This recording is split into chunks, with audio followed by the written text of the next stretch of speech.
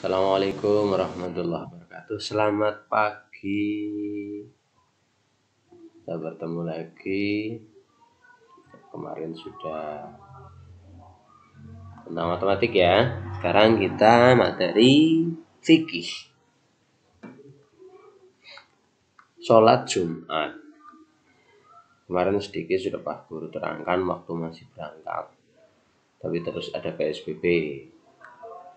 Sholat Jumat. Sholat Jumat adalah salah satu sholat fardu yang wajib dikerjakan oleh golongan laki-laki. Karena apa? Beberapa golongan yang tidak diwajibkan melakukan sholat Jumat. Tidak diwajibkan. Berarti kalau tetap ya boleh, tapi tidak diwajibkan. Itu yang pertama, perempuan. Yang kedua, anak-anak. Yang ketiga, orang sakit.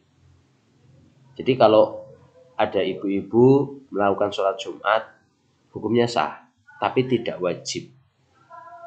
Itu bedanya. Laki-laki wajib. Gitu ya. Sholat Jumat ini memenuhi beberapa aspek sikap. Ada sikap spiritual, sikap sosial, pengetahuan, dan keterampilan. Sikap spiritual adalah menjaga sholat 5 waktu. Ketika orang mau melaksanakan sholat Jumat, maka dia sudah menjaga sikap spiritualnya. Karena banyak di kota-kota besar, orang yang merantau itu tidak menyempatkan diri untuk melakukan sholat Jumat. Padahal ketika merantau itu statusnya hampir sama dengan orang yang mukim. Berbeda dengan orang yang bepergian. Kalau orang bepergian itu tidak wajib sholat Jumat. Misal ada orang berkunjung ke tempat saudara di Wonosobo, di Semarang. Itu berkunjung, maka tidak menetap. Beda dengan orang yang merantau. Seperti itu. Itu bentuk sikap spiritual kedisiplinan menjaga sholat 5 waktu. Kemudian menjaga ketertiban ketika sholat Jumat. Kalau tidak tertib, maka akan terjadi kerusuhan. Sholat Jumat itu kan penuh berdesak-desakan, maka harus tertib. Sama seperti ngantri. Kita ngantri kalau nggak sabar ya rebutan gitu ya. Kemudian untuk sikap sosial. Disiplin saat sholat Jumat. Disiplin dalam bersosial. Kaitannya dengan orang-orang, kaitannya dengan masyarakat. Disiplin dalam kehidupan sehari-hari. Jadi orang hidup sehari-hari itu butuh orang lain. Itu kenapa kita manusia disebut dengan makhluk sosial. Makhluk yang tidak bisa hidup tanpa bantuan dari orang lain.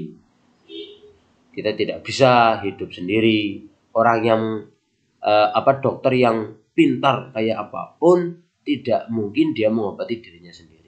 Dia akan tetap berobat kepada teman dokter, kepada dokter yang lain.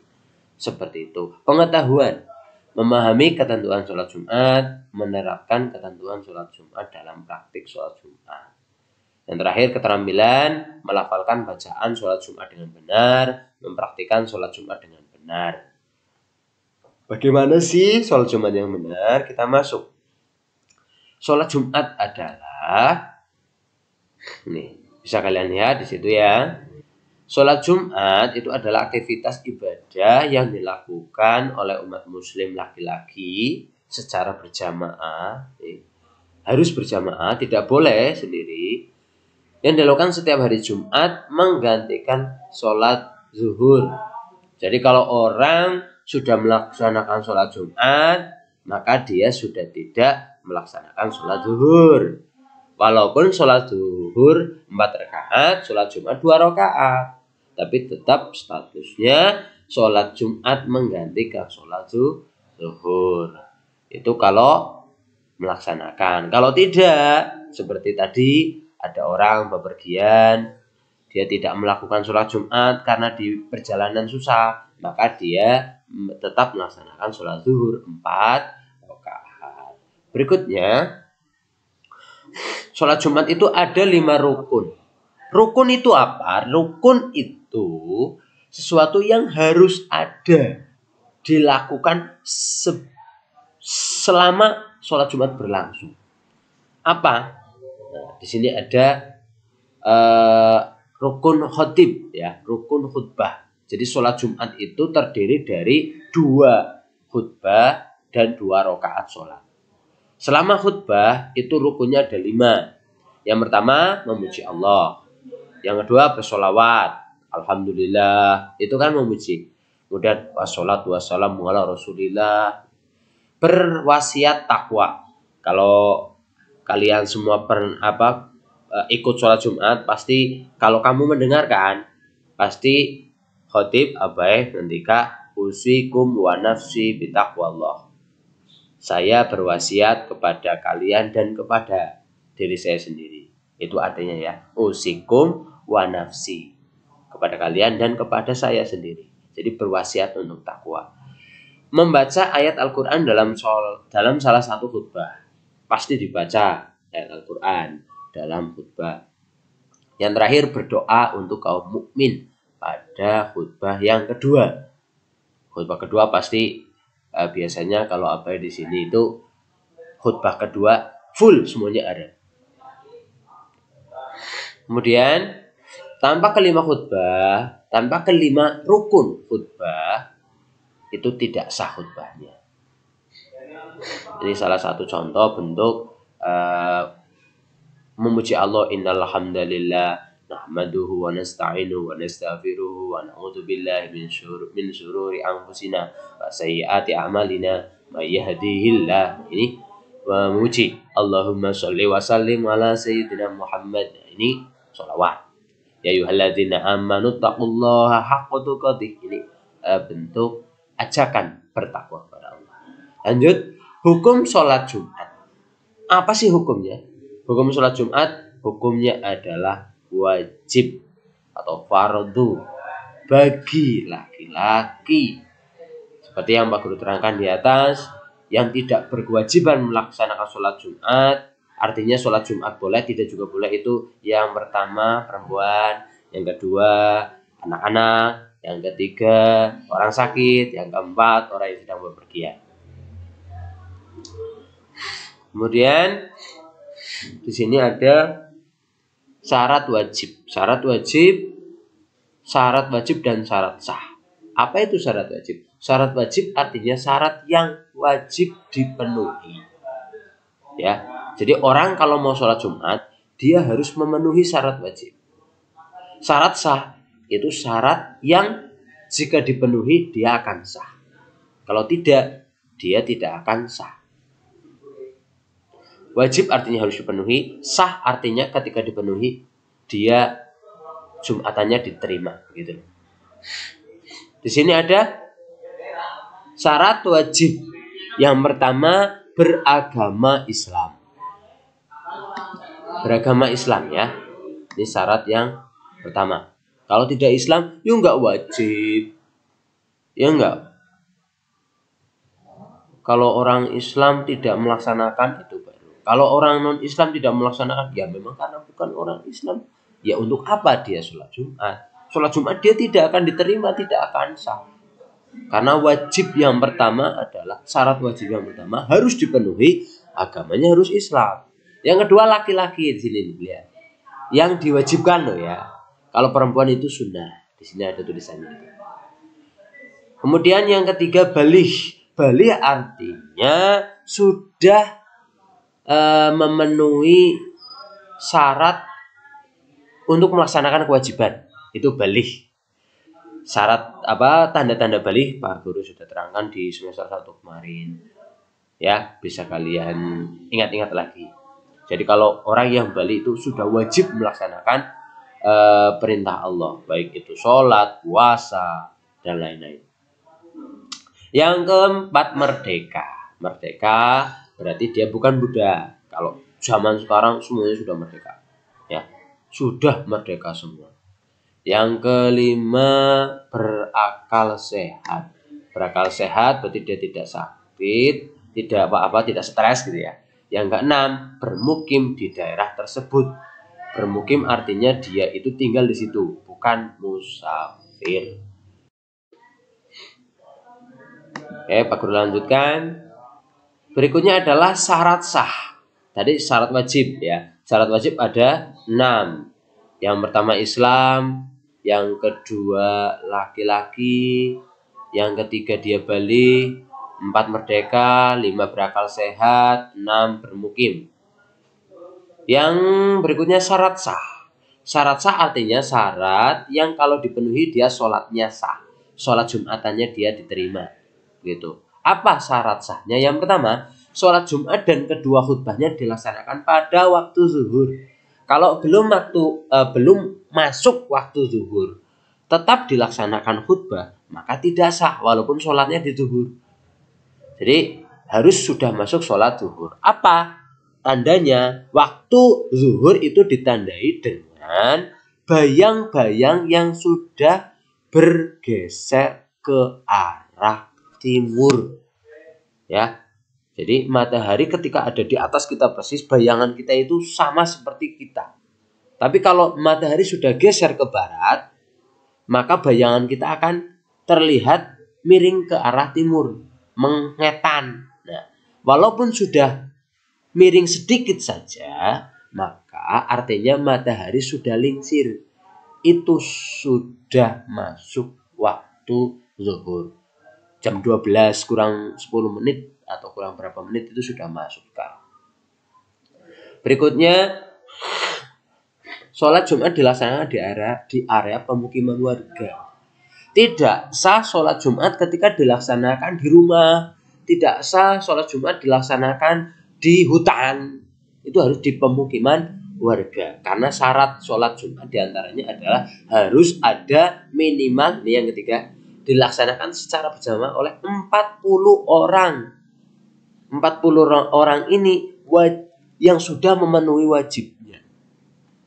Kalau 39 yang satu orang anak-anak itu tidak sah. 40 orang ini harus sudah memenuhi syarat semua. Yaitu semuanya laki-laki, sudah balik semua, terus dia itu mukim semua, bukan perantau, maka harus sah sholat Jumat itu dilaksanakan. Yang keempat, tidak bersamaan dengan sholat Jumat lain di satu daerah. Misal di Medeng, masjid Jumatan, di musola yang kasih Jumatan, itu nggak boleh, nggak sah. Ya, masih dalam satu daerah. Kecuali tidak tempatnya tidak muat, tapi ya nggak mungkin kalau hanya dalam satu daerah. Misal Medeng Tempel ada sendiri, kita ada sendiri di Medeng sini, tempatnya memang sudah penuh semua, boleh dipisah. Tapi tetap Medeng Tempel ikut kita karena masih dalam satu dusun. Itu termasuk satu daerah. Didahului 2 khutbah. Nggak boleh orang sholat Jumat ijik-ijik langsung Allahu Akbar qomat sholat langsung sholat, itu tidak sah. Ya, harus 2 khutbah dulu baru sholat. Ini syarat sahnya sholat Jumat. Berbeda dengan sholat Id.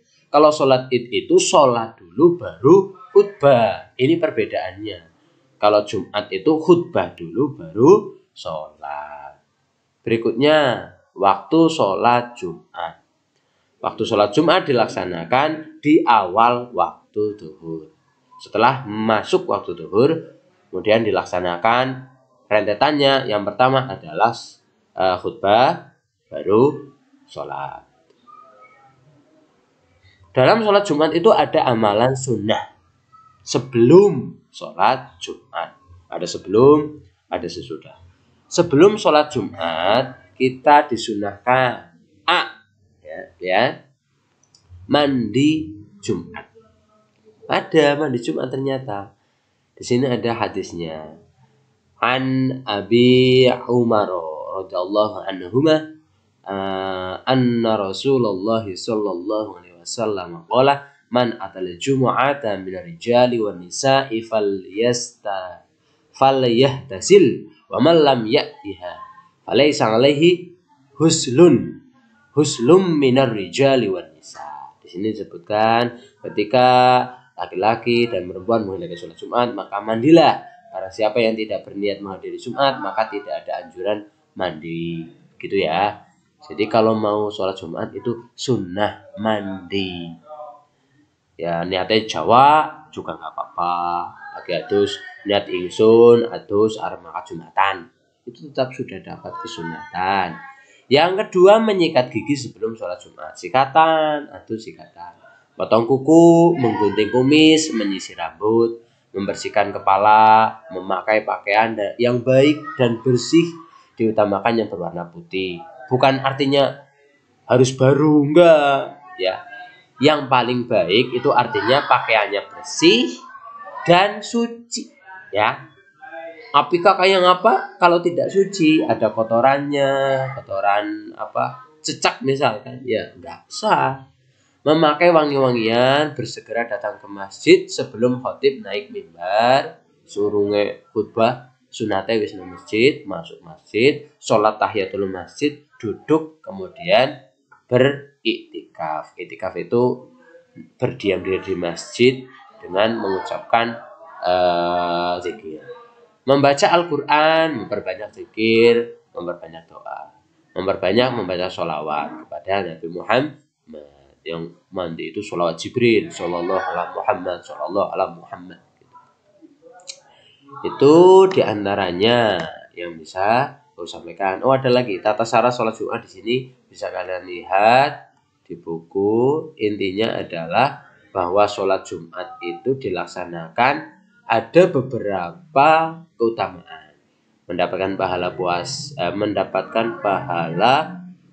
puasa dan sholat setahun. Bayangkan, kalau kita disiplin melaksanakan sholat Jumat, itu pahalanya seperti kita mendapatkan pahala puasa dan sholat setahun. Luar biasa kan? Yang kedua, menghapus dosa di antara dua Jumat. Mendapatkan pahala berkurban. Artinya kalau kita sholat Jumat rutin, maka dosa kita terhapus terus. Mendapatkan pahala berkurban, tidak usah harus kurban kambing, pahalanya sudah sama.